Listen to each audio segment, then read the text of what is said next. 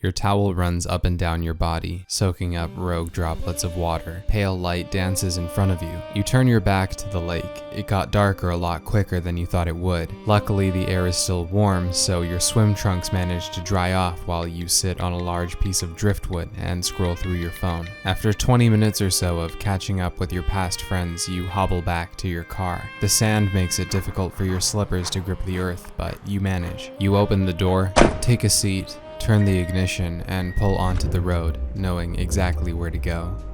You push past a heavy wooden door. The handle is comedically large, but it suits the atmosphere. It's a cross between Santa's workshop and a Hawaiian-themed barbecue. The bell that greets you sounds like summer. Colorful lights hang from the ceiling, tied to rope and without a particular pattern. There's nothing in the center of the room but space. The main attraction lines the walls. Desks are lined one by one, forming a perimeter around the shop, displaying their goods.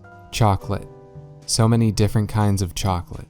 You undo the top button of your Hawaiian shirt and lower your swim trunks to make them look less like swim trunks. A lady looking to be about 50 comes from the back door. "Hello," she says. "Looking for any flavors in particular?" Straight to the point, you say. "Can I sample?" She waves her hands at the tables as if inviting you to help yourself. You smile, say thanks, maybe a bit too quietly, and head to the most appealing chocolate you see. It looks like a milk. It might have some kind of nougat. You bring it up to your mouth. You can already smell it. Its aroma is intoxicating.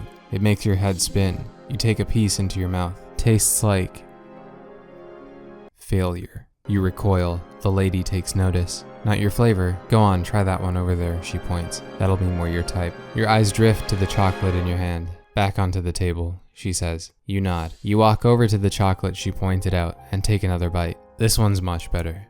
It tastes like disappointment." You can't help but spit the chocolate onto the floor. The lady comes with a broom to sweep away the pieces. "I thought you'd be able to stomach that one," she says. "Come."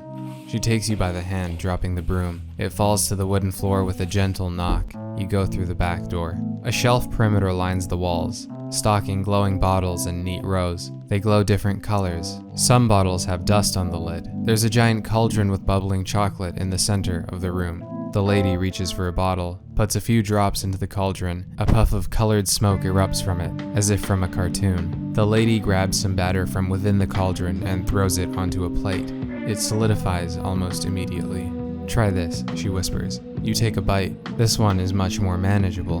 It tastes like impatience. You manage to swallow, although not with the smoothest of gulps. The lady sighs. "I'm sorry," you say. "It's fine," says the lady. "It doesn't take to everyone." "What doesn't take to everyone?" you ask. "Chocolate," she replies. You look to the shelf. There's a yellow bottle.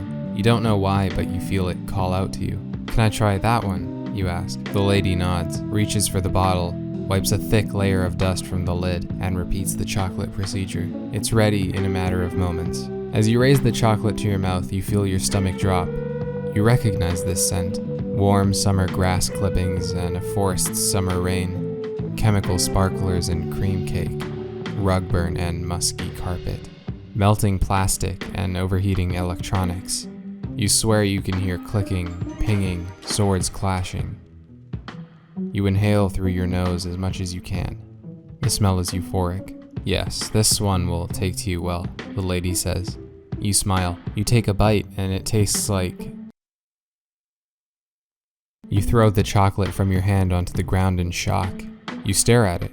You can't hear the lady talk, but she reaches for another broom. It feels like it came from nowhere. You let her sweep up your mess. Then you stare at the spot it landed. For a long time. "How was it?" she asks. "Maybe one of the worst things I've ever experienced," you say. "How much for a batch?" "We'll call it 30 for a kilo," she says. You nod. She nods. And you nod.